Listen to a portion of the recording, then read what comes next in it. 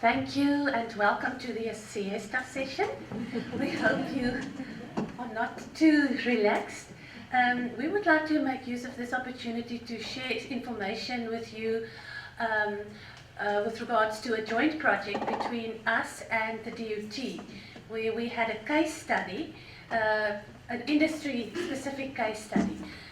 We will not, because of time management, will not spend too much time on methods and methodology, etc. We can gladly share that information with you should you be interested, but we do want to stop a little bit on the findings and how the findings actually made us relook what we are doing at the moment. I believe that we all agree that we live in a very fast-changing world where globalization and global competitiveness are key factors that we at universities have to deal with. And workplace literacy skills, definitely we agree. We've heard lovely presentations this morning on how these actually increase employability and how important it is. So that really stops us and makes us think, but what are our role? Are we understanding our role, and are we fulfilling that role? So, as I've said, it was a joint study between the two institutions, and we decided to target an industry partner, the hospitality industry. We had a joint interest. We both have qualifications in hospitality and tourism, and hospitality and tourism is definitely one of the major employers in South Africa. Good. That is it was a pilot study, and we wanted to find out what is the opinion of industry regarding the skills that we send out into the world. It was we followed an interpretive paradigm, and basically we wanted to know what the opinion of the employer was. The response rate was magnificent. We chose one hotel group, the 4-star group, and we had an 86% response rate in our on our online questionnaires from the managers responsible for training and etc. of new employees. One of the things that stood out there is that the industry laments that they have to retrain the staff members that come in to a great extent, to such an extent that they actually have their own school. They have established their own school. And the one thing that stood out from the responses was that students were not ready for the fourth industrial revolution, for applying technology responsibly in the workplace, and that in terms of that aspect of workplace literacy, there was definitely room for improvement. Just to share some of the results with you, we coded, we used coding, and we coded into separate categories, and the category that stood out as the most problematic was information security and information privacy, and the new employees understanding that in terms of how they use the technology, how they use personal information, etc., and that those posed problems in the industry. That made us stand still again, and we continued our discussions and we asked ourselves this question: what are 21st century workplace literacies? What are these? And we looked at a couple of frameworks. We looked at DEDI, who evaluated frameworks for 21st century skills. Incidentally, we also looked at Fourie and Molopyani, and I believe that maybe we might be the 9th citation on your 8th list. We looked at literature. What does the literature say? What are the important developments and trends in terms of the United Nations 2030 Sustainable Development, and how important are these things, and is it getting the right attention?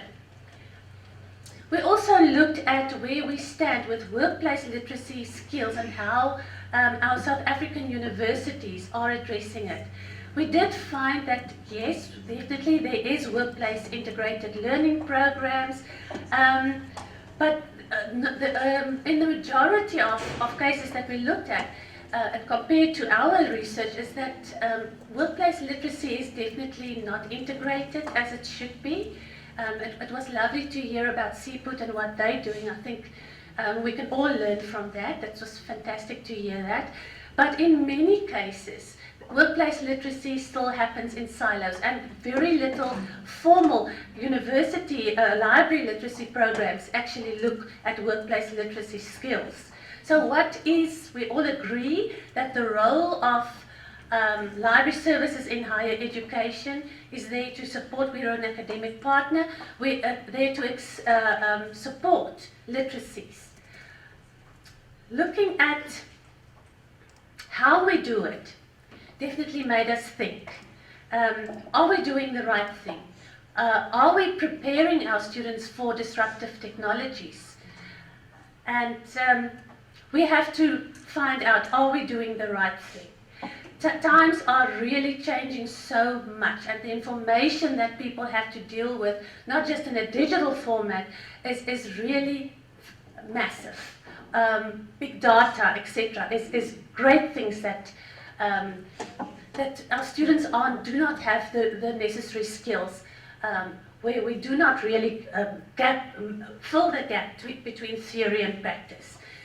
And I don't know, then we looked at the different technologies that our students will have to be exposed to in industry. And especially the hotel industry when we actually stood still and evaluated that, big data, augmented realities, all those, we did not really realize how already in an industry these kind of immersive technologies and disruptive technologies is a reality. And the question we asked ourselves, and this is just for our environment, is are we closing that gap? Do we prepare our students through information literacy, through workplace literacy, for the world out there? Or are we doing things like we did 20, 50 years ago? I don't know who of you in this room had the opportunity to work with microfiche readers. There was a stage where that was considered state-of-the-art technology. Have we replaced that technology? Are we up to speed with new technologies and new experiences, new exposures to the access of information? Or are we still doing things as normal? We have to be brave, and definitely, and I'm speaking about us, I cannot speak about others. I hope that today we will hear that there are absolutely libraries out there who are bringing in HoloLenses, virtual realities, virtual tours, etc., and giving our students that exposure, because that is what we do. We give them exposure to what they will be dealing with in the world of work. But we found that we are hesitant, especially our librarians are hesitant, and we often leave it for somebody else. I mean, how many of us actually have 3D printers in our libraries as standard library equipment, or HoloLenses? We used to have state-of-the-art technology. What's preventing us from doing it now? It's out there, it's more affordable, and we're asking ourselves the question, what is disruptive technology and where are we on the scale of this? And we have to be honest with ourselves. We're barely scraping the surface. We are doing things very much the same as we did so many years ago. From this exercise, it was quite insightful, and I would love to tell you today that we turned the world around, but I speak for both DUT and ourselves, is that these changes and these attitudes change very slowly, and but we have made some progress. The recommendations that we came up with is that, first of all, get to know your students. Who are they? How do they learn? How are they different from students 20 years ago? And how do we support them? How do we support them to become digital citizens? And that made us have a look a little bit more into 21st century learning. Who is the 21st century learner? They learn very differently from previous students. They like to be challenged. They like to be gaming. They like games. They like virtual realities. yet our services are still very much paper behind glass. We have laptops, we issue laptops, we issue these things, but it's still very much paper behind glass, and we haven't dabbled with immersive technology. While we freely can, there's nothing preventing us from doing that. Knowing the students and knowing that they like to collaborate, they want to be part of things. So for us, the first thing that we have to realize in our environment is if we start our information literacy or workplace literacy skills by presenting a PowerPoint and not getting our students involved, you will lose them within 5 minutes if they come to your session. So we have to absolutely do things differently. We have to also look at our frameworks. Are our frameworks exactly right for what we are doing and the challenges that we are facing in the future? And we have to look at new frameworks. One of the speakers spoke about the ACRL framework. Yes, and that is definitely one of the frameworks that we found informed our planning for the future a lot. And that was the McKay and Jacobson's meta-cognitive framework, which very much looked at some of the issues. And that is an example of that.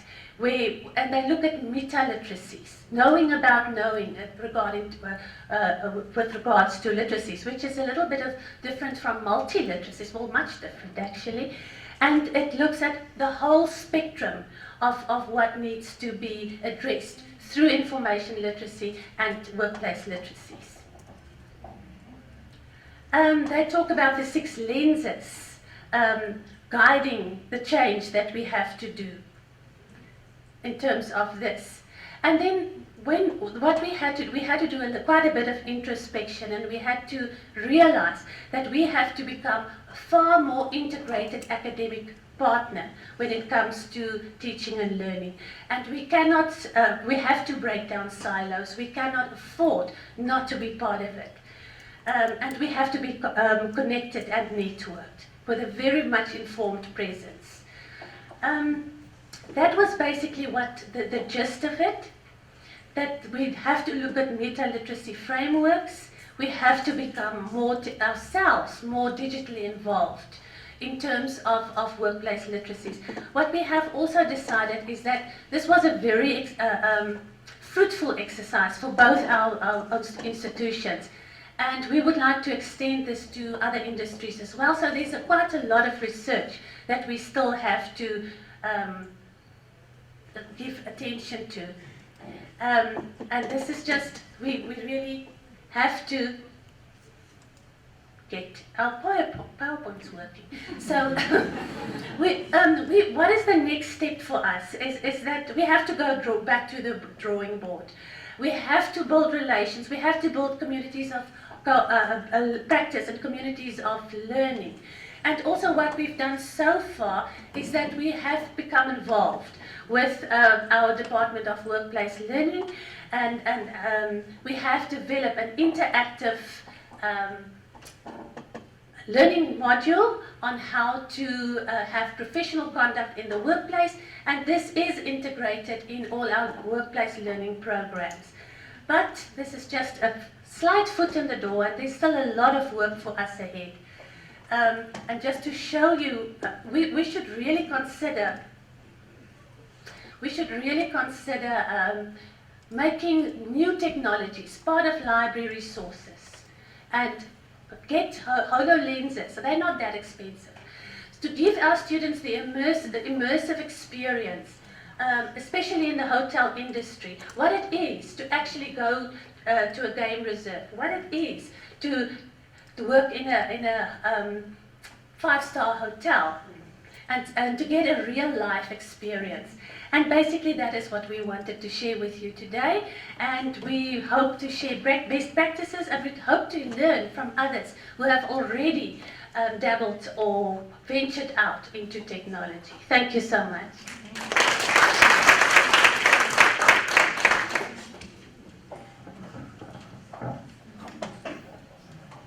Thank you very much, Brenda. Are there any questions? There are two people who can answer questions for you, not only one.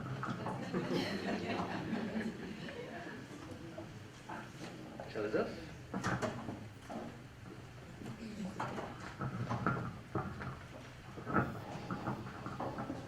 Thank you. Hi, Brenda. Thank you very much for the interesting siesta module. I think for us again as CPUT, our concern is with the content that we're teaching. I think you mentioned about bringing technology and having students interact with the technology. However, one of the problems that we've experienced is that if, as you were saying, we ourselves as a brand are not technology specialists, there are other people who are technology specialists. So how are we going to then teach something that we are not specialists in? How do you see this developing going forward? Should we then say, for one to work in a library, for argument's sake, you will need a degree in computer science, because your job will be to come and teach students how to play around with VR, for instance. So I think for us that's a major concern, is that how do we teach something that we are not specialists in? I will give to, shall I answer on behalf of us? Okay. How do we need to be specialists in cell phones to own a cell phone? And you know, it speaks to, and again, that's on the one hand, I don't think we need to be computer specialists to actually use something, or to actually use it as a tool to access information and experience. Very much the same as we used to have videos for certain things, or microfiche. Many of us did not know, even digitization, that specialization areas. That on the one hand, I don't think that we need to be specialists in everything. The other thing is that communities of practice, you do form, you form a community of specialists. The one person can do this. And that, of course, when it comes back to strategy.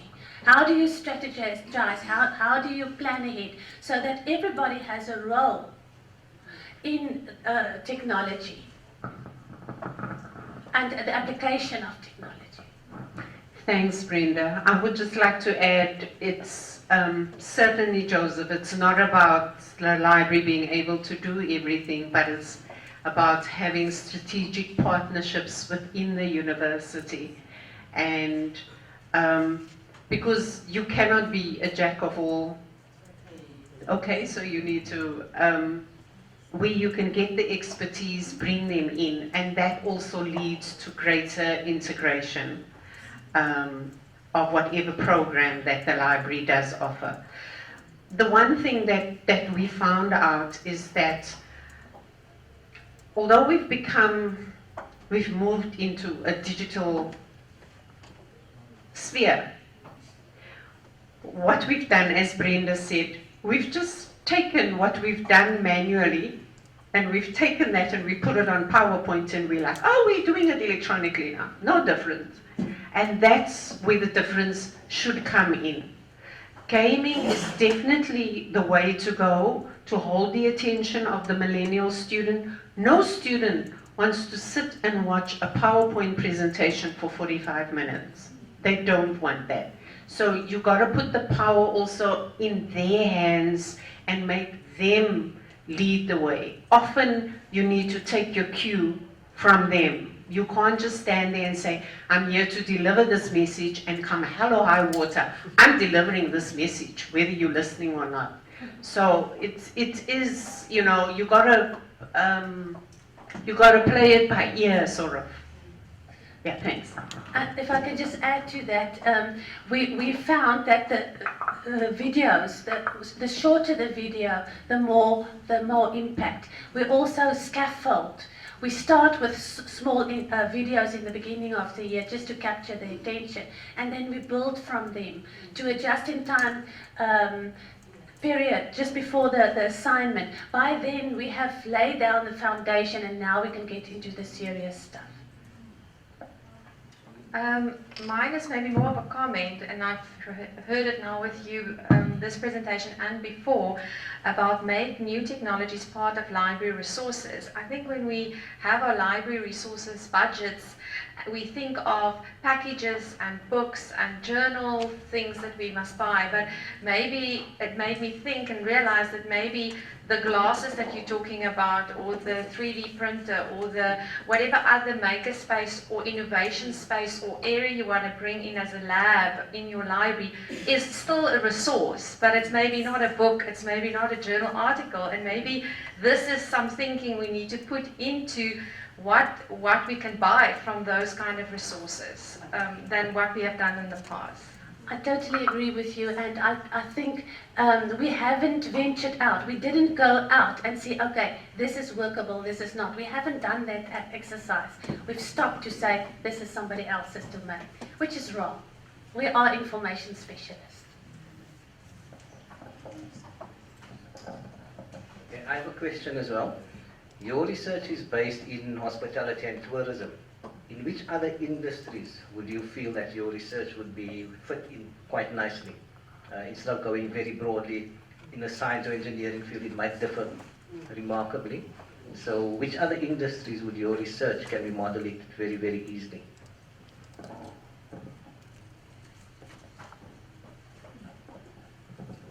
Thanks, Eunice. I certainly feel, thinking of STEM and thinking of bottleneck subjects like physics and maths and the high failure rate that we have in there, that is some place that we should explore. Brenda didn't have time to go through an analysis of the responses that we had from the hotel group. But the one thing that stood out for me from the comments that we received was that they felt that our students don't know how to navigate information. South African students, I'm not going to say all, but the majority of the students tend to, and most probably I should say DUT students, they come to university, they have a prescribed book which they use first year, second year, third year, they get to the work environment and they sort of look for a prescribed book to work. They have not learned how to find information as much as we try. And as librarians, I think you know it, you can refer them, there can be 20 books on a particular subject, they will want the red one only, that's on that subject, you know. And so it's a message also to the academic staff who teach, because if they just all accept that one book as a source, that limits that person, and when they get into the work environment, it's a different thing. So to come back to your question, as an engineering librarian in my past life, I always felt that's where we needed to go. We initially wanted to go that field, but we had a foot in the door with the hotel group, and so we decided that way. But in terms of South Africa, I think that's where we need to go. Thanks.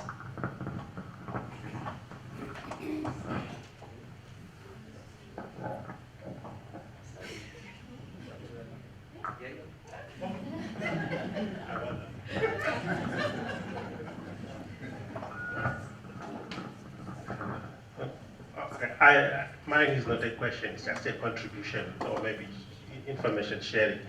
I think when we were in Munich last year, we had BMW and Siemens presenting, and the majority of the presenters were from the human capital or HR sections of the companies. And the information that was coming out was that they felt that when the new graduates come in, they really lack skills, and it was really the responsibility of the HR departments or the human capital departments to upskill them. So a lot of these high-flying companies, because I think information is so critical to the working of the new graduates, they actually have sections which train new graduates in how to handle information for them to ready to survive in the competitive work environment. It's a critical graduate attribute that I think I think that's the one word which we are probably not mentioning very much. It's a graduate attribute that we really need to emphasize so much on. Thank you. I just want to add on what Dr. Elijah is saying, that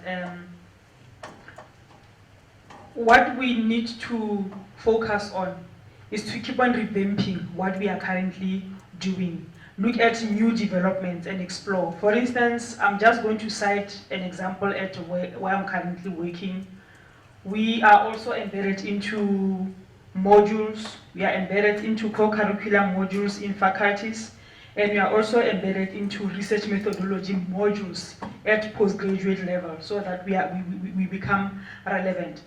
But then we look at dynamics every day to say we have this many 800 students. We don't have a laboratory that can take 800 students. So for one faculty, education, we develop videos. We develop videos. That's our content, because students don't want to read text and text and text. They just want to see and just apply. So we were trained on how to develop videos by Center for Teaching and Learning. That PowerPoint, they gave us office mix training. Then you can develop a videos that we place on Blackboard. But then when we went to the Faculty of Education, because they had 800 students, we developed videos, and then we said the students must bring their smartphone to class. And then it was a pilot for us. And it was difficult to get buy-in into education. They were not really interested. But then we had a pilot. Students came with cell phones to class, and the class was conducted through cell phone. Everything they were searching through cell phone, and then they did our survey on the cell phone, and they give wonderful feedback. As I'm saying now, we are compulsory in education, the co-curricular module. So let us just explore the technology that is here, so that students enjoy it. Yeah, that's what I wanted to say. Thank you.